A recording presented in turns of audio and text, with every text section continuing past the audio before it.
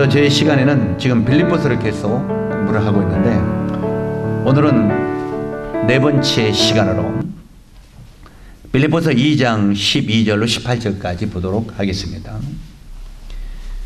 우리가 지난 일요일 날은 이 뒤에 그 에바브로 디도가 이 다음에 나오는 건데, 이제 사실은 이 말을 빼먹었기 때문에 앞으로 좀 당겨서 오늘 내 4교시로 이 빌립보서 2장 12절에서 18절까지 두렵고 떨림으로도 이 구원을 이루라, 이런 말씀으로 교제를 나누도록 하겠습니다. 우리 빌립보서 2장 12절에서부터 18절까지 교독을 하도록 하겠습니다. 그러므로 나의 사랑하는 자들아, 너희가 나 있을 때뿐 아니라 더욱 지금 나 없을 때에도 항상 복종하여 두렵고 떨림으로 너희 구원을 이루라.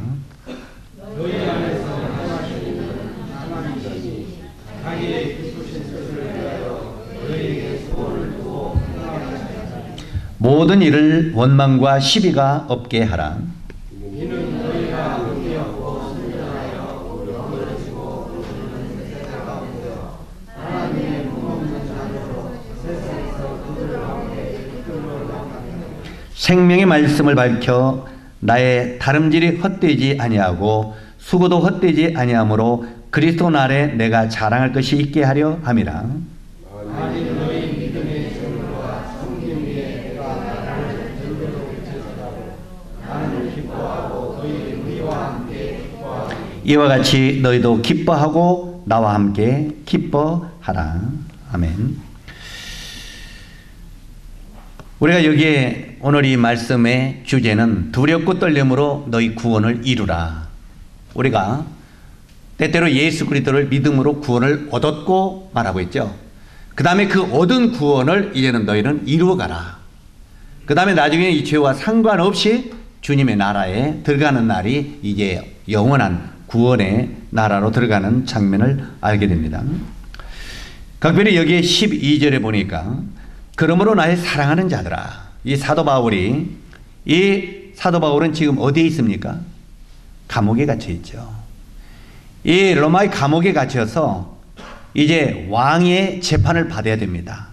이 가이사에게 송사했기 때문에 가이사 왕에게 재판을 받아야 되는데, 왕이 이를 죽이라 하면은 죽는 거고, 이를 살리라 하면 살리는, 이제 마지막 이 왕의 재판을 눈앞에 두고 이제 마지막 시간이 된지도 모르는 그런 환경 속에서, 그런 시간대 속에서 지금 사도 바울이 이 편지를 쓰고 있다는 것입니다. 죽음을 눈앞에 두고, 어떻게 보면. 그런데 이런 죽음을 눈앞에 두고 이런 편지를 쓰고 있는데, 여기 이 편지에 제일 먼저 서두에 뭐라고 되어 있습니까? 그러므로 나의 사랑하는 자들아, 이 빌립보 성도들에게 사랑하는 자들아, 이렇게 말하고 있습니다. 그러면서 나 있을 때뿐 아니라 더욱 지금 나 없을 때에도 항상 복종하여 두렵고 떨림으로 너희 구원을 이루라. 여기 이 사도 바울은 자신의 부재, 이제까지는 이 빌립보 교회에서 사도 바울이 복음을 전하고 거기서 가르쳤습니다. 그렇기 때문에 사도 바울이 바로 이 빌립보 성도들과 함께 있었기 때문에 실제로 그들이 사도 바울을 통해서 영적인 주님의 복음을 듣고 또 하나님의 말씀을 차곡차곡 배우고 있었습니다. 차곡차곡 배웠었기 때문에 이 사도 바울은 영적으로 어떻게 됐습니까? 이 빌립보 성도들은 영적으로 든든하게 서가고 있었습니다. 그런데 이제 사도 바울이 어느 날 이제 로마에 가서 감옥에 갇혔다 그 말이에요. 그러니까 이 사도 바울의 부재로 말미암아 빌립보 교회가 이제는 영적인 도움을 사도 바울을 통해서 받을 수 없는 상태에 이르게 됐다는 것입니다. 실제로 영적인 도움이 없는 그런 상태에 이르게 되니까 이제는 대적들과, 이 대적이 있잖아요. 신앙의 대적들. 이 대적들과 이 빌립보 성도들이 직접 싸워야 됐어요. 맞으면 전에는 사도 바울의 많은 상담과 가르침과 영적인 도움이 있었지만 이제는 직접 싸우는 홀로 서기를 해야 하는 것을 이제 사도 바울이 잘 알고 있었다는 말입니다.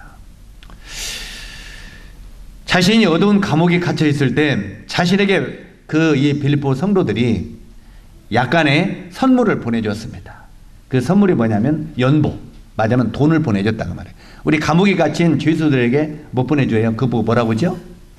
제가 감옥에 안 갇혀봐서. 예? 영치금. 영치금. 우리 용조 형제가 한번 갔다 왔나 보네.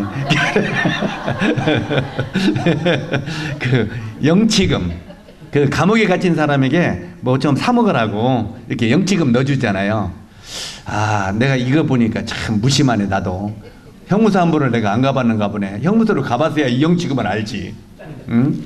자, 이 면회라도 좀 자주 가야 되는데, 누가 형무소 간 사람 있어요? 이 영치금을 넣어주는데, 맞다면은 이 사도 바울이 감옥에 갇혀 있으니까, 바로 이 빌립보 성도들이 그 감옥에 가서 영치금을 넣어줬다는 말입니다. 이해 가시죠? 그러니까 사도 바울이 그 영치금을 넣어준 거에 대해서 너무너무 고마웠어요. 그 환경이 어려울 때, 정말 어려울 때, 힘들 때 이런 걸 도와주면은 너무너무 그 기억에 남잖아요. 그러니까 이런 그 선물을, 이런 영치금을 넣어준 데 대하여 굉장히 사도 바울이 마음에 고마움이 있었는데, 오히려 그 뒤에 들리는 소문이, 어떤 소문이 들렸느냐면, 내가 영치금을 사도 바울을 넣어줬다고 그냥 그 교회에서 자랑하는 사람이 생겼다 그 말이에요. 이해 가십니까? 아, 여러분 사도 바울 형무소 가봤어? 안 가봤는데? 아이, 그것도 한 번도 안 가봤어? 나는 가서 돈도 주고 왔구만. 이런 일이 생겼다 그 말이에요. 예를 들어서. 이해 가십니까? 그러면서 자기가 이 영치금을 넣어주고 그를 도와준 거에 대해서 조용히 하고 그냥 은밀히 있었으면 그게 영광이 될 텐데, 오히려 교회에서 자랑하면서 다른 사람을 비판하고 판단했다 그 말이에요. 이해 가십니까? 뭔 말인지, 지금 그 내용이 어떤 내용인지 이해 감이 잡힙니까? 그러니까 그 빌립보 성도들은 심령 속에 많은 어림이 오겠어요, 안 오겠어요?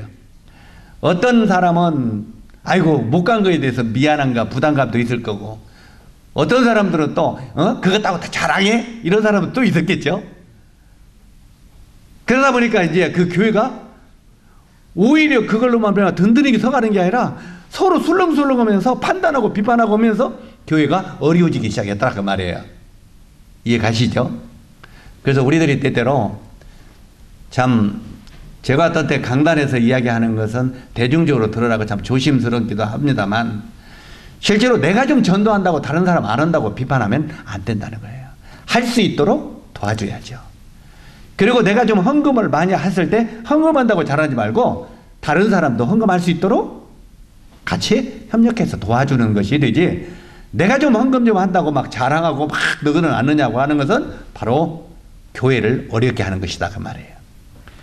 그래가지고 여기에 지금 이제 그 영치금으로 말미암아 어떤 사람들은 내심 자랑하거나 자기들끼리 서로 다투었다는 말이에요. 이런 것들이 간접적으로 들려왔다 그 말이에요. 그러니까 사도 바울은 오히려 그 영치금을 받아 고마웠는데, 고맙고서 안 고맙겠어요? 오히려 그것이 부담으로 돌아갔다 그 말이에요. 그러니까 때때로는 사도 바울을 돕는다고 한 그것이 사도 바울을 부담스럽게 해버렸다 그 말이에요. 이해 가시죠? 그러면은 그 예를 들어서 제가 더 쉽게 설명하면 이제 다 감을 잡았겠지만요. 제가 감옥에 가셨을 때 우리 박재식 형님이 저한테 영치금을 한 10만 원 넣어주고 가셨어. 근데 형님이 아무 말도 안 하셨어. 조용히 갔다 온지도 몰라. 어느 날 내가 나왔어. 내가 나와서 전에 참 형제님이 이렇게 영치금을 했을 때 내가 어렸을 때 참 고마웠다. 그럼 그랬어? 하면 형님이 높아지겠어 안 높아지겠어요? 뭔 말인지 이해가시죠? 그 받은 바울이 와서 그렇게 이야기했다면 더 좋았었다 그 말이죠. 그죠? 그래서 성경에 보면 잠언이나 이런 데 보면은 뭐라고 이렇게 되어 있습니까? 다른 사람으로 너를 칭찬하게 하고 내 입으로는 말며, 이렇게 말하고 있죠. 다른 사람이 너를 칭찬하게 하지 네 입으로는 말하라 그 말이에요. 근데 우리들은 어때요? 내가 내 입으로 나를 자랑하려고 자꾸 하는 거예요. 사실은 자기 입으로 자기 자랑하는 사람이 불치류 중에서 전착 못난 불출이요. 이해 가십니까? 자기 자랑하는 사람이 불출이요. 맞으면은 자기 이야기를 자기가 자랑하는 거. 그래 실제로 여기에 그 다른 사람이 나를 자랑하게 하라는 거예요. 그건 이미 성경에 자랑하지 말라고는 안 했어요. 다른 사람으로 너를 자랑하게 하고 내 입으로는 말라. 이렇게 말하고 있어요. 다른 사람이 사도 바울이 와서 자랑해 줬거나 내가 나중에 나와서 이야기했다면은 그것은 얼마나 아이고 그런데도 말 한마디도 안 했어? 이렇게 하면서 오히려 그 마음이 참 높아지겠죠. 뭔 말인지 이해가죠? 참 이런 것들 때문에 만약에 교회가 어지러우니까 처음에는 이 선물을 받은 것에 대해서 사도 바울이 마음이 굉장히 기뻤는데 오히려 마음에 근심이 오게 돼 있다 그 말이에요. 그래서 너희 가운데 이런 걸로 말미암아 자랑하지 말고 하면서 서로 근신하고 격려하라 하면서 지금 사도 바울이 빌립보 교회 성도들에게 편지해주고 있는 내용이다 그 말이에요. 이해가십니까? 그러니까 이 성경에 있는 것이나 오늘날 우리 현실이나 어떨 때 똑같아요? 안 같아요? 똑같아요. 그래서 성경이에요. 성경은 죄가 들어오는 과정, 누가 높아지려고 하는 과정, 막 그 권면하는 것 과정 다 기록되어 있잖아요. 우리 인간사의 모든 것들을 샅샅하게 기록하고 있는 게 성경이에요. 그래서 성경은 진리인 거예요. 사실을 사실대로 기록한 것이기 때문에. 그래서 이런 것들을 생각하면서 이 사도 바울이 이렇게 권면의 편지를 쓰고 있는 것입니다. 13절과 14절 거기는 뭐라고 했습니까? 너희 안에서 행하시는 이는 하나님이시니 자기의 기쁘신 뜻을 위하여 너희에게 소원을 두고 행하시게 하나니 모든 일을 원망과 시비가 없이 하라 이렇게 말하고 있어요. 이게 뭔 말입니까? 하나님이 성령님이 너희 안에서 행하신다 그 말이에요. 우리 전에 그 노아의 방주 공부한 적이 있죠. 노아의 방주가 들어가는 문은 몇 개예요? 하나죠. 그 다음에 빛이 들어오는 창문은 몇 개예요? 3개라고 그랬죠. 바로 그래서 이 모든 것이 들어가는 문은 한 개인 것은 구원의 길은 오직 하나다 그 말이에요. 예수 그리스도의 십자가의 보배로운 피의 공로 은혜로 아니면 절대 구원받을 수가 없다. 그래서 구원의 길은 오직 한 길. 그러나 하나님으로부터 성령님의 음성이 우리들에게 전달되는 것은 세 통로를 통해서 성령이 우리들에게 말씀하신다 그 말이에요. 첫 번째는 하나님께서 우리에게 말씀하시기를 성경을 통해서 말씀하신다 그 말이에요. 그래서 우리가 성경을 읽고 조용히 묵상하면 하나님이 성경을 통해서 나를 깨닫게 하시고 나를 강건하게 하신다 그 말이에요. 그리고 두 번째는 우리 양심을 통해서 말씀하신다고 그랬죠. 때때로 우리가 정말 어떤 걸 듣고 읽고 하다 보면 우리 양심이 움직이죠. 이 양심을 통해서 하나님이 우리들에게 때때로는 소원도 주시고 어떤 일을 행하게 하시는 것입니다. 그 다음에 이제 세 번째는 어떤 이런 교회 다른 지체들을 통해서 이런 강단이나 아니면 다른 지체를 통해서 성령이 말씀하시는 거예요. 때때로는 발람 선지자가 하도 하나님의 말씀을 안 들으니까 하나님께서 누구를 통해서 말을 했어요? 나귀를 통해서 말을 하겠잖아요. 나비의 입을 열어서. 성령님은 그렇게도 하신다 그 말이에요. 바로 이 성령님이 우리 이런 강단을 통해서 우리 사람을 통해서 또 이렇게 말씀하신다 그 말이에요. 이렇게 하나님의 음성은 세 부분으로 들려오게 되는데 이렇게 우리 주님이 이렇게 이런 말씀들을 주시면서 우리 마음속에 뭘 주시냐면 소원을 주신다 그 말이에요. 소원을. 자, 그렇다면 지금 이 빌립보 성도들 중에서 한 분이 정말 로마의 감옥에 갇혀있는 사도 바울에게 영치금을 전달한 것도 마음에 소원이 있으니까 전달했겠어요? 안 했겠어요? 소원이 없으면 전달하지? 안 했겠죠. 그러니까 이 소원을 행하시게 하는 분도 하나님이시다 그 말이에요. 그러면 소원을 행하시게 했으면 여기에 그 영치금을 전달한 사람은 어떻게 되겠어요? 주님 앞에 대답을 해야 되겠죠. 하나님, 정말 제 마음에 소원을 주어서 감옥에 있는 바울에게 이렇게 조금이나마 선물을 보낼 수 있도록 도와주신 데다에 감사합니다. 그래서 그가 얼마나 영광이 되고 하나님 앞에 상급이 되겠느냐 말이에요. 그러니까 그 사람이 마음에 소원을 줬기 때문에 그 일을 행했다고 말이에요. 그죠? 그런데 바로 이렇게 소원을 주는데 그 자기의 기쁘신 뜻을 너에게 소원을 주고 행하게 하나니 모든 일을 원망과 시비가 없이 하라. 이렇게 소원을 주셔서 행했으면 그 일이 원망과 시비가 되지 않게 하라는 것입니다. 그런데 내가 그것을 행하고도 나중에 그걸로 말미암아 서로 원망하고 서로 시비가 되었다면 그 네 안에 소원을 주신 것이 무슨 유익이 있겠느냐 그 말이에요. 이해 가시죠? 아무런 유익이 없는 것이 아니겠느냐. 이제 여러분은 성령의 소리를 직접 듣고 성령이 내 안에서 주시는 소원을 따라 모든 일에 원망과 시비가 없이 하라 하고 사도 바울이 이렇게 그 빌립보 교회에 좀 시끌시끌한 여기 이렇게 권면하면서 편지를 쓰고 있는 것입니다. 그 다음에 15절 빌립보서 2장 15절. 자, 여기 보면은 15절에 어느 분이 한번 15절만 읽어주세요. 이는 너희가 흠이 없고 순전하여 어그러지고 거스리는 세대 가운데서 하나님의 흠 없는 자녀로 세상에서 그들 가운데 빛으로 나타내며. 예, 여기 보면 사도 바울이 이렇게 말합니다. 이제 여러분은 흠이 없고 순진하여 순전하여 어그러지고 거스려 세대 가운데서 하나님의 흠 없는 자녀로 어두운 세상에 비치는 빛이 되기를 바란다 이렇게 말하고 있습니다. 이걸 정리를 해보면 무슨 말이겠습니까? 사랑하는 빌립보 성도들아, 지금 세상은 굉장히 어지럽다. 세상은 어지럽고 사람들이 굉장히 순전치도 못하고 어그러지는 말을 하고 거스르는 가운데 정말 이 어둠이 간영한 이런 세대 가운데 있다 그래요. 이런 세대 가운데서 하나님이 너희에게 흠없는 빛의 자녀로 세우기를 원하노라 이 말이에요. 너희를. 저는 이 말씀을 이렇게 묵상하면서 전에도 이런 이야기를 했지만 이런 생각을 합니다. 오늘날은요 주님의 향기를 나타내기가 굉장히 쉬운 시대입니다. 굉장히 쉬운 시대예요. 자, 옛날에 우리 어렸을 때 이렇게 우리 어렸을 때 하면은 쟤들이 이해가 안 되잖아요. 젊은 애들이.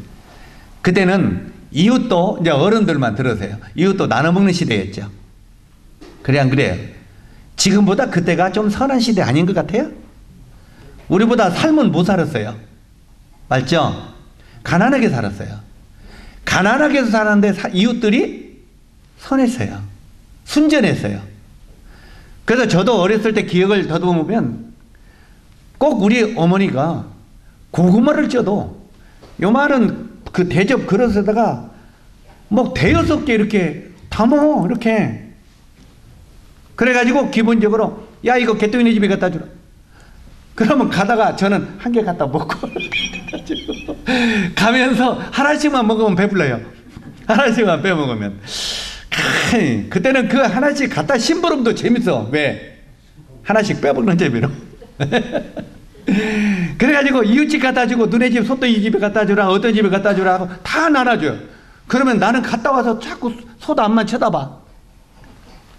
솥 안에 보면 뭐가 있어요? 고구마가 점점 없어지잖아. 그러면 마음속에 그때는 저는 어렸는데도 순전하지 못했던 것 같아요. 우리 어머님은 나이가 드셨는데도 순전했던 것 같고 나는 그걸 보면 점점 없어지는 게 섭하고 우리 어머님은 없어져도 자꾸 갖다 주는 거예요. 이게 어른들과 우리 세대가 다른 거 있더라고. 그런데 나중에는 처음에 왜 내가 훔쳐 먹었냐면 아니 나중에 여기 갖다 두니까 우리 먹을 거 또 형제가들 나눠주다 보니까 내기는 두 개나 돌아오고 끝나.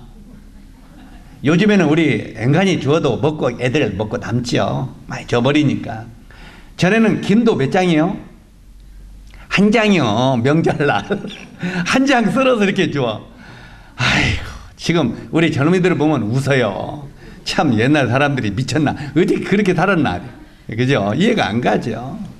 근데 김 한 장으로 보름날 그거 설날 이럴 때 먹잖아요. 한 장 무조건 썰어서. 그래도 지금 제가 하고자 하는 말은 그때는 가난하게 살아도 이웃을 나누고 살았어요. 그래 안 그래요? 그러니까 정이 많고 굉장히 순전했다고 말이에요. 사람들이. 그러니까 그때는 남에게 뭘 주어도 그렇게 그냥 탁 빛이 나야 안 나요? 안 나요. 이 사람도 그렇게 하니까 우리가 갖다 주면 그쪽에서 또 허다못해서 호박을 쪄도 또 갖고 와. 그래 안 그래요? 그러니까 갖다 주고 갔다 오고 갖다 주고 갔다 오니까 갔다 오고 하니까 그때는 누구를 갖다 주어도 그게 그렇게 크게 빛이 나야 안 그래? 당연한 거예요. 그러니까 그때는 그리스도인으로서 섬기기가 더 어려웠을지도 몰라요. 이해 가시는가? 내가 뭔 말을 하려고 하지? 근데 오늘날은 우리가 모든 삶은 풍요로운데 순전하지 못하고 인색하다가 말이에요. 그리고 요즘에는 뭘 가지고 이웃에 가도 그 사람들이 거기다 놓고 가요. 우리 안 먹어요. 있어요. 이래버리잖아. 그래 안 그래요? 만약에 고구마 쪄가지고 가서 고구마인데 그러면 우리 있어요. 가져가요. 이 시대가 이렇게 달라졌잖아요. 그러니까 오늘날은 풍요로우면서도 굉장히 삭막하고 시대가 어그러진 시대다 그 말이에요. 그렇기 때문에 오늘날 시대는 조금만 누가 잘해도 그게 확 빛이 나요 안 나요? 나도 몇 번 울었어요. 그래서 저기 이번에 그 중에서 우리 3명 우리 친구들 때문에 참 그나마 감동이 되더라고요. 이번 사건 속에서 그다음에 박주영이 몰라요? 축구선수, 우리 상현이는 축구선수라고 할 거야. 박주영 하면은. 박주영이, 그 다음에 또 그 누구냐? 교사 누구요? 교사. 또 그 어떤 1년 된 선생. 이런 사람들이 나중에 오늘 아침에 누가 이야기하는데 참 제일 어떤 신경과 정신과 의사가 아침마당에서 하는 소리를 잠깐 들으니까 우리가 그렇게 했다고 당연히 말하지만 자기는 그 소리를 들었을 때 나 같으면 그렇게 할 수 있을까 생각을 했다고 하더라고요. 자기가 입고 있는 구명조끼를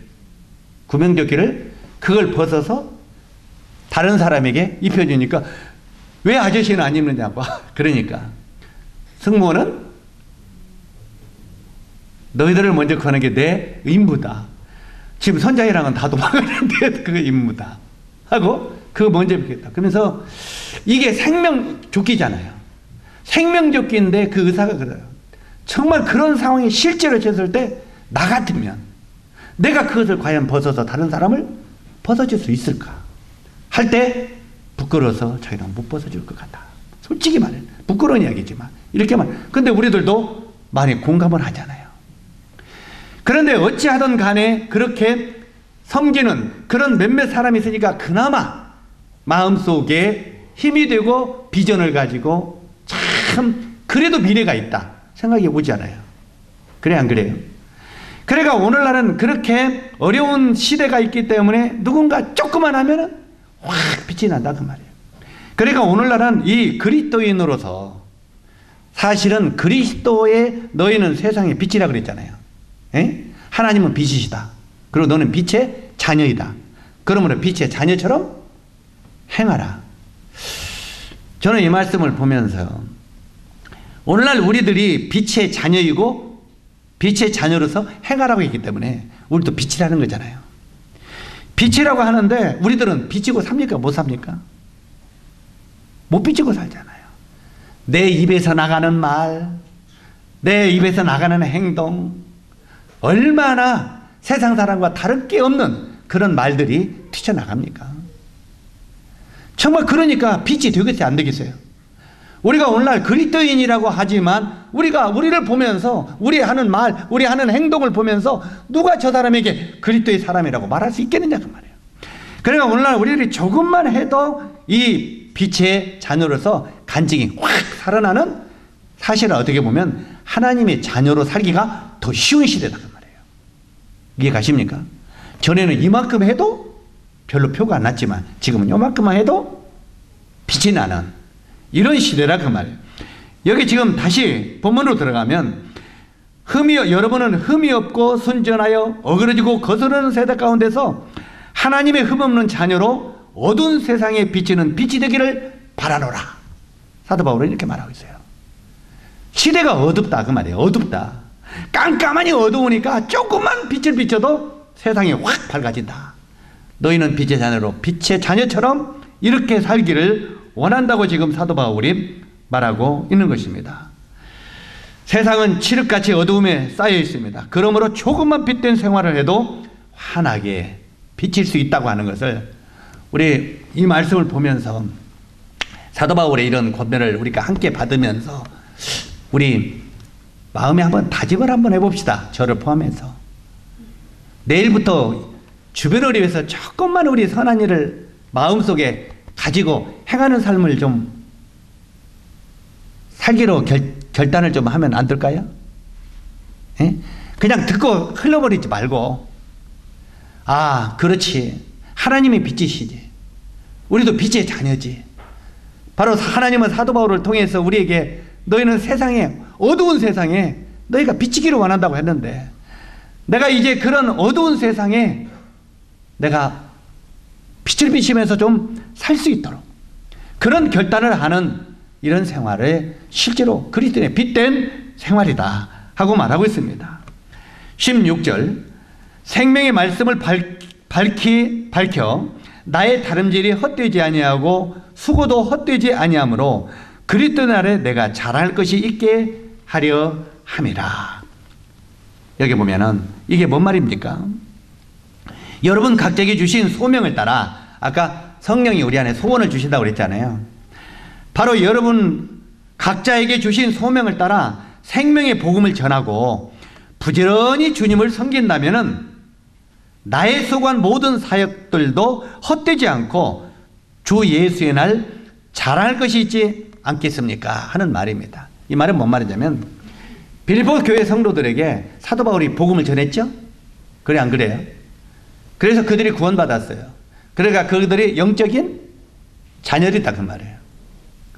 그 영적인 자녀들이고 이제 그들을 사도 바울이 가르쳤어요. 짤막한 시간이지만 가르쳤어요. 그러니까 사도 바울이 빌립보 성도들에게는 복음을 전해준 생명의 스승이요, 또 자기들을 가르친 교사였다 그 말이에요. 자, 그런데 이제 너희가 정말 이제 이런 빛된 생활, 전도를 하고 복음을 전하고 그 다음에 이제 그 한마디로 말씀을 순종하고 행하고 이런 삶을 산다는 것이 드러난다면, 내가 주 예수의 날, 주님의 나라에 가서 이제 나는 곧 죽을 텐데 죽을란가 안 죽을란가 모르겠다 지금 그 말이에요. 사도 바울이에요. 내가 감옥에서 오늘 죽을지 내일 죽을지 일주일 죽을지 모르겠다. 그러나 내가 주 예수라 주님의 나를 부르시면 주님의 나라에 가서 이제 그 빌립보 성도들이 행하는 모습을 볼 거예요, 안 볼 거예요? 보겠죠. 그러면은 주님과 내가 이렇게 넘어다 보면서 너희들이 주의 복음을 위하여 살고 정말 주님 말씀을 순종하고 빛된 생활을 할 때 나도 자랑할 것이 있지 않겠느냐 하는 말이에요. 이해 가시죠? 때때로 저도 가끔 그런 생활을 해요. 제가 이제 전주나 이런 데 이제 그 교회를 개척해서 세우고 어떻게 했을 때 그들이 주님을 잘 섬기고 이렇게 한다고 하면은, 아, 저들이 나의 면류관이고 저들이 나의 상급이다. 이런 생각을 가끔 해요. 그런데 그 복음을 전해서 구원받은 성도들이 완전히 세상으로 흘러가고 주님도 거스리고 이렇게 살면 저건 주님 앞에 가서 아무 자랑할 것이 없구나. 이런 생각을 하게 된단 말이에요. 바로 이 사도 바울이 그런 마음을 갖고 있다고 말이에요. 실제로 이제 너희가 실제로 주님 안에 복음을 전하고 주님을 위해 살아간다면 내가 주 예수의 날 주님 나라에 가도 너희들이 내 자랑의 면류관이 되지 않겠느냐 그 말이에요. 나도 자랑할 것이 좀 있지 않겠느냐 그 말입니다. 이것은 너희들이 주님 앞에서 아름다운 그런 그리스도의 향기 나는 삶을, 빛된 삶을 살 때 너희들뿐만 아니라 나도 주님의 날 영광을 받게 될 것이다 하는 그런 말입니다. 자, 그렇다면 내가 이제 이 감옥에서 로마 황제에게 사형 선고를 받아 죽을지라도 이 모든 섬김을 우리 함께 기뻐할 수 있지 않겠느냐 하는 말이에요. 이해 가십니까? 내가 지금 감옥에 갇혔다. 이제 이 왕에게 사형 선고를 내가 받았다. 실제로 이 사형 선고를 받아 죽을지라도 너희들이 정말 빛된 생활하고 주님의 말씀에 순종하는 삶을 산다면 오히려 너희들의 그 섬김을 통해서 내가 너희를 섬겼던 이 섬김을 오히려 기뻐하고 기뻐할 수 있지 않겠냐. 이해 가십니까? 내가 죽더라도 죽으면서도 기뻐하며 죽을 수 있지 않겠느냐 그 말이에요. 이해 가십니까?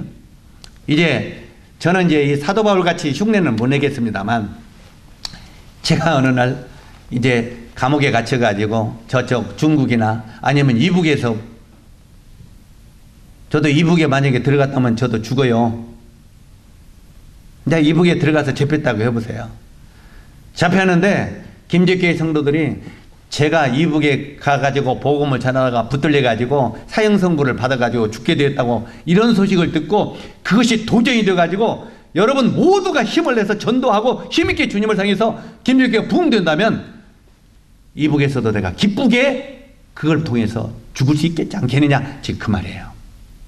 이해 가십니까? 사도 바울은 이걸 통해서 바로 이 빌립보 교회 성도들이 빛된 자녀로서 그런 아름다운 열매를 맺기를 원하고 있다는 말입니다. 만약에 이렇게 된다면 정말 기뻐하지 않겠느냐. 사랑하는 성도 여러분, 주님이 우리 각자에게도 너는 어떻게 하나님을 섬기기를 원하느냐고 우리에게도 물어보는 것입니다. 지금 이게 사도 바울이 빌립보 성도들에게 보낸 편지지만 이 편지를 통해서 동일하게 우리들에게도 그 편지가 지금 어떻게 해요? 전달되고 있다는 것입니다. 아, 이건 빌립보 성도들에게 하는 말이고 나는 관계없어 하면 이 성경의 의미가 아무것도 없다 그 말이에요. 빌립보 성도들에게 하는 이 권면은 곧 사도 바울이 오늘날 나에게, 우리에게 하는 권면으로 받아야 한다 그 말이에요. 이해 가시죠? 그래서 실제로 그렇게 하면서 우리 각자에게도 하나님을 섬기기를 원하느냐고, 어떻게 하나님을 섬기기를 원하냐고 물어보고 계십니다. 성경에도 믿음을 끝까지 지키지 못하고 버린 사람들도 기록되어 있고 믿음을 끝까지 지킨 사람들도 기록이 되어 있습니다. 그런데 믿음을 잘 지킨 사람들을 보면 더 좋겠죠. 그런데 믿음을 오늘은 시간이 없기 때문에 지키지 못한 사람만 좀 한번 보기를 원합니다. 성경을 이렇게 보면은 창세기 25장 29절에 보면은 거기 누가 등장하고 있습니까? 에서가 등장합니다. 에서 잘 아시죠? 야곱과 에서 아닙니까? 야곱의 형. 그 에서에 되기 때문에 에서를 잘 알기 때문에 설명할 필요가 없겠지만 이 에서는 쌍둥이입니다. 누구하고 쌍둥이입니까? 야곱하고 쌍둥이입니다. 그런데 그 당시도 이 이스라엘의 장자들이 모든 유업을 물려받도록 되어 있어요. 우리나라도 옛날에 그랬어요, 안 그랬어요? 옛날에 그랬어요. 이 장자들이 대부분 물려받고 차남들은 조금 주든지 말든지, 그리고 저 같은 막둥이는 안 주고 픽 차도 아무 대꾸도 못해. 그런 권한도 없고. 근데 이스라엘도 그런 권한이 있어요. 장자의 특권이 이걸. 그죠? 그리고 옛날 어른들이 자식을 7명, 8명 나면은 누구만 가르쳐요? 예, 우리 형님은 큰 놈만 가르친다네. 큰 놈만 가르쳐. 예? 더군다나 여자들은 가르치지도 않아. 여자가 배워서 못 다 써먹어. 그러니까 여자들은 안 가르치고 남자들만 가르치죠. 근데 남자들 중에서 큰 놈만 가르쳐. 근데 그것도 부모들은 큰 생각이 있어서 그런 거예요. 왜? 큰 놈을 부지런히 가르쳐서 그 놈을 높은 곳에 딱 심어 놓으면 그 놈이 지동생들을 가르치겠지. 요 기대 때문에 그 놈한테만 투자하는 거예요. 근데 보통 그렇게 가르치면 동생한테 투자하는 사람이 많이 있어요? 10명이면 2명 있을 똥 말똥. 그죠? 나머지는 자기 잘난 대로 가버리죠. 예, 나중에 부모들이 원망하고 하죠. 실제로 이제 이런 일들이 있었는데 바로 큰아들을 그렇게 투자하는데 바로 이 이스라엘도 장남의 특권이 그런 거예요. 그런데 이 야곱과 에서가 어머니 뱃속에서부터 그 특권이 얼마나 귀한 것인지, 적어도 특권이 귀한 것이 아니면 이 정도는 알아야 되지 않겠어요? 우리 형제 자매들도요, 우리 하늘나라의 특권이 얼마나 큰지를 안다면 응행하고 태어날 때부터 여기는 지금 특권을 가치를 알았잖아요. 하늘나라의 가치를 안다면 우리가 지금 이 세상에 어린아이잖아요. 어린아이가 하늘나라의 그 가치에 영광의 유업을 해요. 우리가 어떻게 살 것이냐, 지금 그 말이에요. 근데 여기에 지금 이 에서는 이제 장자로 태어났어요. 근데 이 야곱은 장자로 태어나면 모든 유업을 받을 것을 알았어요. 그래가지고 뱃속에서부터 한판 씨름이 붙었죠. 뱃속에서부터 씨름이 붙었어. 그러니까 그 야곱의 어머니 리브가가 쌍둥이를 베리니까 뱃속에서 싸웠죠. 싸웠어요. 근데 하나님께서 뭐라고 했습니까? 이 아버지는 아브라함은 네 뱃속에서 두 형제가 싸운다고 그랬어요. 두 형제가. 그런데 하나님은 뭐라고 했습니까? 두 국민이 싸우는구나 그랬어요. 예, 사람이 보는 것은 두 사람이 싸워요, 형제간이. 근데 하나님 보실 때는 두 백성, 국민이 싸우는 거예요. 그 두 국민은 지금까지 싸워요, 안 싸워요? 지금까지 싸워죠. 팔레스타인에 가보면 형제간 싸움이. 실제로 이런 일들이 일어났는데, 지금 이스마엘 알라 신을 믿은 사람들이 이스마엘 후손들이잖아요. 어쨌든 간에 이제 여기서 이 두 국민이 싸우는데, 이 야곱이 내가 먼저 나가야 장자의 유업을 받잖아요. 쌍둥이인데도. 그러니까 둘이 뱃속에서 싸우는데 뱃속에서도 누가 힘이 커요? 특이한 사냥꾼이니까, 이 사냥꾼이니까 에서가 힘이 세단 말이에요. 뱃속에서부터. 씨 종자부터. 그러니까 야곱을 형 에서가 머리를 팍 밀어버렸어. 뱃속에서 밀어. 왜? 사냥꾼이 늘 사람이니까 힘이 세니까 탁 밀어버리니까 야곱이 딱 밀렸죠? 밀려갖고도 다리를 잡고 나서 갖고 이제 형이 뱃속에서 나와. 에서가 나오니까 동생 야곱이 그 뒷다리를 잡고 따라. 참 얼마나 멋져요. 이 멋지는 거면 참 희한하죠. 형이 먼저 나가니까 뒷다리를 잡고 따라. 내가부터 나가는데 네가부터 나가냐 그 말이야. 그러니 결론은 야곱이 동생이 돼버렸잖아요. 그러니까 이 동생이 되니까 두고두고 한이 맺혀서 나는 유업이 없구나. 이걸 아냐서. 그런데 어느 날 에서가 사냥하고 돌아오다 보니까 배가 고팠죠. 배가 고팠는데 때는 이때다 하고 야곱이 뭐 하고 있었습니까? 팥죽을 그냥 막 마시게. 저도 팥죽 좋아해서 조심해야 할 것 같아요. 예? 우리 최성호 형제님 안 오셨나? 최성호 형님하고 팥죽을 좋아해서 조심해야 할 것 같아요. 이 팥죽 한 그릇에 또 무엇을 뺏길까 무슨. 바로 이 팥죽을 맛있게 야곱이 끓고 있으니까 그 사냥하고 돌아오니까 얼마나 새참이 맛있게 먹고 싶고 했어요. 식당에 넘어가니까 그 팥죽 냄새가 온 코를 찌르는 거아니에요. 동생에게 야, 그 팥죽 좀 달아. 그러니까 안 줘. 그럼 나 혼자 먹을 것도 없어. 야, 나 좀 주워. 그때 야곱이 뭐라고 삽니까? 때는 이때다. 그러면 형제 장자의 명분을 내게 팔라 그랬어. 장자의 명분을 내게 팔라. 그때 야곱이 그걸 깊이 생각을 했습니까? 안 했습니까? 깊이 생각하지 않았어요. 헌신작처럼 생각했어요. 그리고 앞으로 나중에 준다고 하는 장자의 명분이 무슨 유익이 있겠느냐 그 말이에요. 그리고 그냥 팥죽 한 그릇에 장자의 명분을 바꿨어요. 자, 팥죽 한 그릇이 에서의 총 유산이 되어버렸어요. 예? 에서의 총 유산이. 야곱은요, 팥죽 한 그릇으로 모든 유산을 다 빼앗아 버렸어요. 자, 이게 팥죽 한 그릇. 그런데 여기서 이 에서가 팥죽 한 그릇에 팔았다고 하는데 그 앞에 전제 조건이 있어요. 뭐가 있습니까? 그거 보면은 그는 배고픔으로 이렇게 돼 있어요. 그죠? 배고픔으로. 에서인데 이 에서는 배고픔으로 팥죽 한 그릇에 장자의 명분을 동생 야곱에게 팔아버렸습니다. 그리고 두 번째 민수기 22장 21절에 보면 발람 선지자가 나옵니다. 이 발람 선지자가 오는데 그는 처음에는 미혹되지 아니하려고 얼마나 무던히 애를 썼는지 모릅니다. 하나님이 축복하신 이스라엘 백성들을 자기가 저주하지 않겠다. 그러면서 오히려 축복하고 했죠.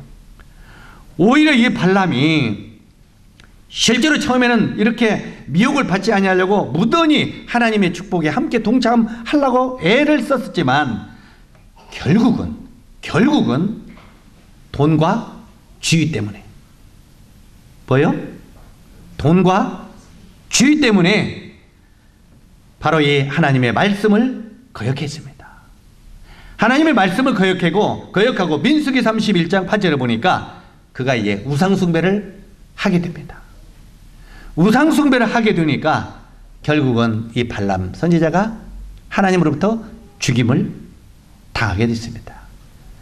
참 이 마지막까지 믿음의 정죄를 지키지 못한 결과죠. 때때로 우리들도 정말 이 돈과 지위 때문에 이 돈과 지위 때문에 얼마나 망설이다가 정말 우상에 손을 대는, 우상은 금일 수 있어요. 물질일 수 있어요. 여기에 빠져가지고 하나님을 떠나버리는 이런 비극의 인생을 걸어가는 우리들도 있다고 하는 말입니다. 그 다음에 세 번째, 요한복음 15장 12장 4절을 보니까 가롯인 유다입니다. 가롯 유다가 이름이 아니에요. 가롯인 유다, 가롯에 사는 유다다 그 말이에요. 이 가롯이라는 지역에 사는 유다다. 이 가롯인 유다인데 그는 돈을 사랑했습니다. 그런데 이 성경에 보니까 이 돈을 사랑하는 사람들이 많아요. 오늘날 우리들은 안 사랑합니까? 돈 안 사랑하는 사람 손 들어보세요. 없지요? 예, 나도 안 들어요. 나만 들으면 이상하잖아. 돈을 사랑하는 사람 없잖아요. 다 사랑하잖아요. 돈을 안 사랑하는 사람 없고요. 실제로 이 가론, 유다, 발람 다 돈을 사랑했어요. 전부 다. 이 가론, 유다도 돈을 사랑했고 부와 지위 때문에 우리 주님을 노예 한 명값인 은 30에 팔았습니다. 은 30이면 그 당시에 노예 한 명값이에요. 한마디로 주님을 뭐 취급했다는 거예요? 노예 취급했다는 거예요. 노예 한 명값에 팔아넘겼습니다. 결국 이 가룟된 유다는요, 양심의 가책을 받고 목매달아 죽었습니다. 이 교감도 이 양심의 가책을 받으니까 목매달아 죽었다고 나오잖아요. 이 가룟 유다도 양심의 가책을 받고 목매달아 죽었어요. 근데 우리가 한 가지 알 것은 목매달아 죽는다고 해결되는 게 아닙니다. 이해 가시죠?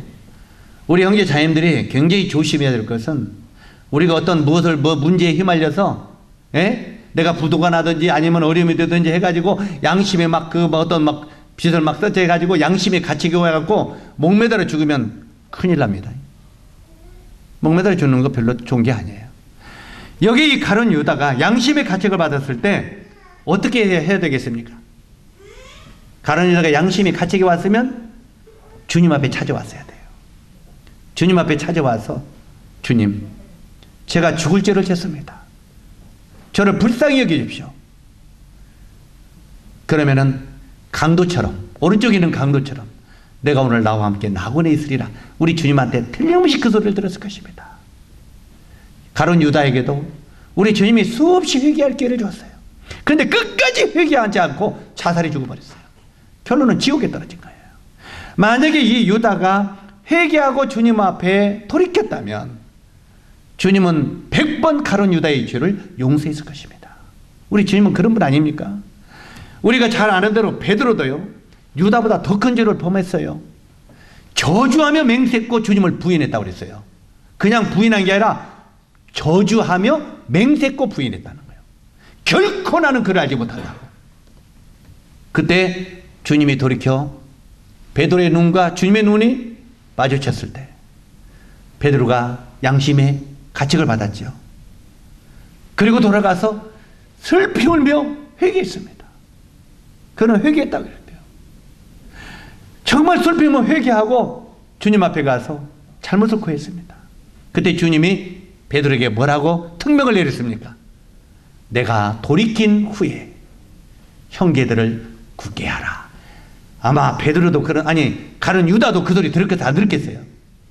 들었을 거예요. 네가 돌이킨 후에, 네 잘못을 돌이킨 후에 형제들을 굳게 하라. 이런 소리를 들었을 것입니다. 베드로도 이런 잘못을 범했지만 그가 회개하여 주님 앞에 와서 돌이켰을 때 네가 돌이킨 후에 형제를 굳게 하라 하고 정말 그에게 놀라운 특명을 우리 주님이 부여하신 것을 보게 됩니다. 이게 우리들도 실수할 수 있고 때때는 주님을 배반할 수 있겠어요? 없겠어요? 그러나 그것이 우리의 양심이 갇히게 볼 때 우리는 회개하고 주님께 돌이켜야 됩니다. 우리가 잘하는데요, 예를 들자면 우리 애기들이요, 부모들에게 매 맞죠? 응? 부모들에게 매 맞으면 아랑 하면 계속 더 맞아요? 안 맞아요? 맞아요? 안 맞아요? 어떻게 안 맞아요? 쫓아와서 맞아도 쫓아와서 붙들고 엄마 잘못했어 엄마 붙들으면은 때려 못 때려요? 그래 하지마 하고 끝내버리지 뭐. 그죠? 그러니까 잘못을 깼을 때, 야, 이제 원성이는 너무 커서. 그래도 앞으로 잘못할 때, 엄마한테 붙들고 잘못했다고 했을 때, 어떻게 그셔? 그게 오히려 사랑받는 비결이에요. 맞습니까? 잘못을 깨닫을 때, 앙앙을 하지 마. 그건 한 대로 더 맞지요. 하면은 2대 맞고 3대 맞지. 그러나 붙들고 잘못했다고. 붙들고 달라들으면 용서가 되는 거예요. 바로 우리 주님이 지금 그런 걸 이야기해 주는 거예요. 그렇게 주님 앞에 회개하고 돌이킨 사람들은 전부 은혜로 용서를 받았어요.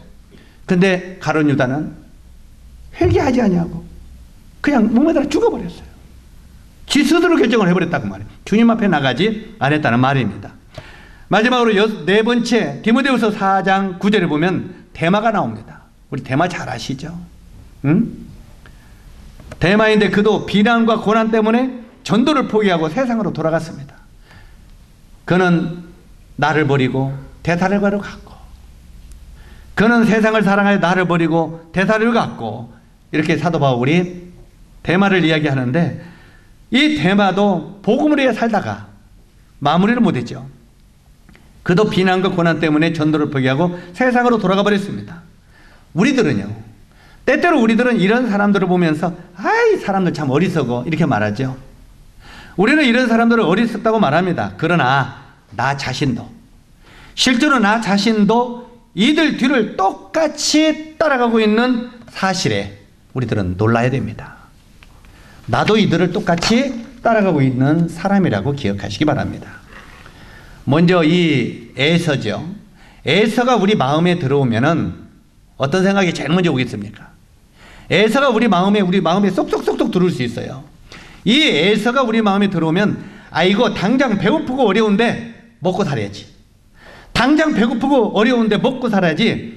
나중에 준다는, 한번 따라서 하세요. 나중에 준다는 하늘나라의 상급이 무슨 소용인가? 우리 그런 생각 가끔 들어요, 안 들어요? 안 들어요?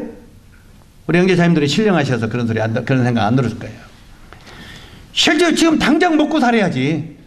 나중에 준다는 하늘나라의 상급이, 이거 나에게 무슨 유익이야. 우선 당장 오늘 먹고 오늘 살아야지. 이런 생각이 우리에게 들어옵니다.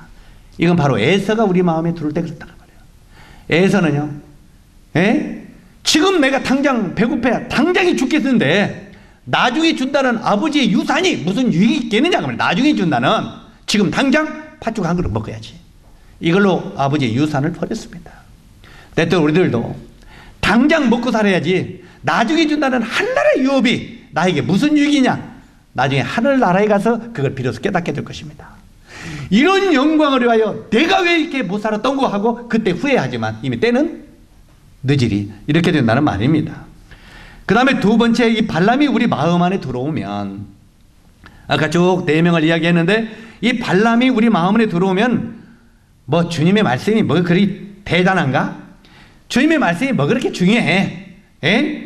우선 취직하고 돈 벌어야지 하는 생각이 우리 마음에 들어옵니다. 이 발람이요, 지위와 확고한 그 발락 왕이 네가 한 자리 분명히 주겠다고 했잖아요. 이 발락 왕이 높은 자리를 주겠다 그랬어.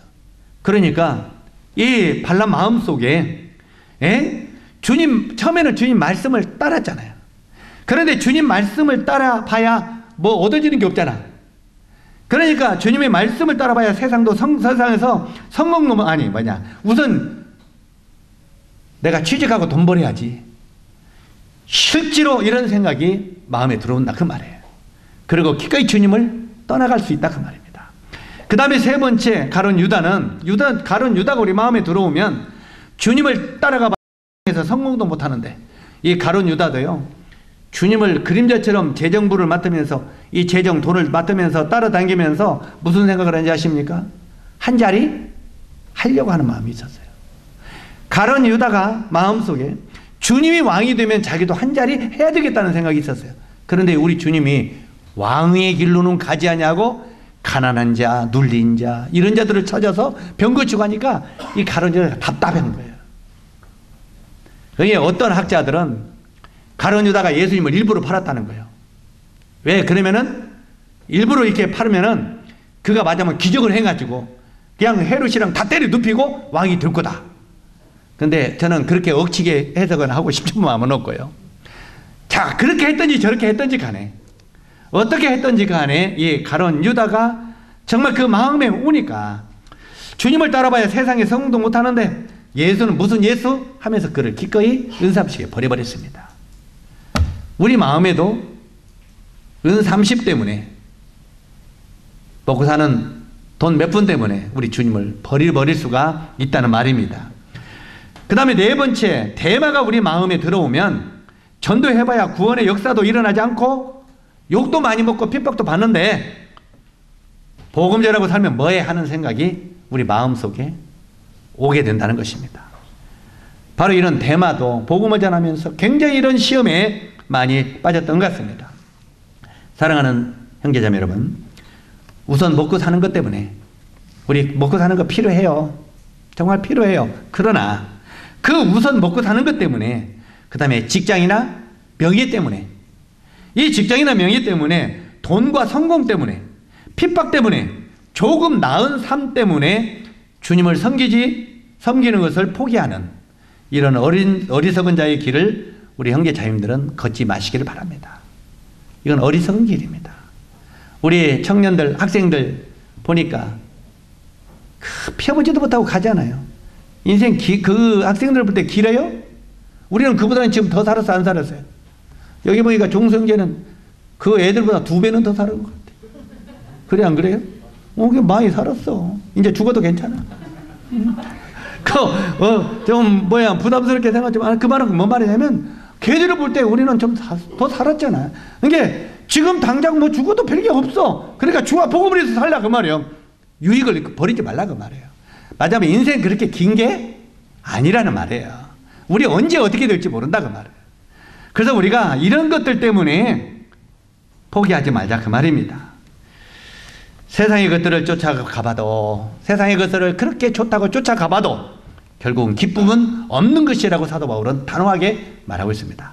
세상에서 기쁨을 찾을 수는 결코 없다 하고 사도 바울은 결론을 내립니다. 사도 바울이 감옥에서요, 사랑하는 빌립보 성도들아, 너희가 세상에서 그런 것을 쫓아가면서 아무리 쫓아가도 세상은 너희들에게 참된 기쁨을 주지 못한다. 잠시 돈이 생기면 잠시 기분은 좋을 수 있어요. 그러나 그것이 영원한 기쁨을 너에게 주지는 못한다가 말이에요. 이것이. 그래서 세상의 것을 쫓아가봐도 기쁨은 없다. 그러면서 고린도전서 13장 12절에 하늘나라의 것이 지금은 희미하게 보이나 곧 우리에게 확실히 드러나는 날이 다가온다 하고 말하고 있습니다. 하늘나라의 영광이 지금은 희미하게 보인다. 그러나 곧 그 모든 하늘나라의 영광이 확실하게 우리 안에 펼쳐질 것이 곧 찾아온다 하고 지금 빌립보 성도들에게 말하고 있습니다. 그리고 사도 바울은 그렇게 마무리를 합니다. 사랑하는 빌립보 성도들아, 12절에 항상 복종하여, 따라서 하세요. 항상 복종하여 두렵고 떨림으로 너희 구원을 이루라. 이 너희 두렵고 떨림으로 너희 구원을 이루라 하는 말은 너희가 얻은 구원을 굳게 잡으라 이런 의미입니다. 너희가 은혜로 얻은 구원을 굳게 잡으라 그 말이에요. 굳게. 구원도 굳게 잡아야 돼요. 굳게 안 잡으면 이게 구원을 잃어버린다는 말 아니지만 힘없게 살아버린단 말이에요. 구원 받은 사람같이. 구원받은 그리스도인들도 일평생 자기만 섬기다가 인생을 마무리할 수 있습니다. 자기만 섬기다가. 우리 모두에게 똑같은 시간이 주어졌습니다. 용조형제에게는 시간이 더 주어지고 내게는 덜 주어진 게 아니고 우리는 똑같은 시간이 주어졌다는 말입니다. 우리에게 주어진 시간들 중 지나간 시간은 다시 돌아옵니까? 안 돌아옵니까? 오늘 이 시간까지 지나간 시간은 우리에게 되돌아오지 않습니다. 저는 요즘에 이렇게도 살아보고 저렇게도 살아봤어요. 근데 어떤 때는 하루 종일 그냥 좀 농땡이 부르면서 쉴 때도 있어요. 근데 그것도 그 시간도 지나가 버리더라고요. 근데 그 시간이 다시 돌아와요? 안 돌아와요? 안 돌아와요. 어떤 때는 그냥 막 이렇게 힘있게 살 때도 있는데 그때도 또 씩 지나가 버려요. 어저께 내 이런 소리 조금 들으면다만 엊그저께는 우리 황수영 자매님 세상의 집을 좀 페인트로 착 칠했더니 훤하게 좋더라고. 그래서 참 썩 나오면서 천국은 저희보다 더 좋은데, 그죠? 천국은 더 좋아요. 예, 여기가 조사원이 하지 마세요. 이건 잠깐 조금 좋은 거예요. 조금 주고 하늘나라는 영원한 거예요. 실제로 그래서 우리가 이 조금 주는 거, 이것도 우리는 그냥 무시하지는 말라고 말해요. 그러나 하나님 나라의 영광을 잊지 말라고 말해요. 이걸 포기하지 말라고 말해요. 우리에게 주어진 모든 시간들 중 모든 시간은 다시 돌아오지 않습니다.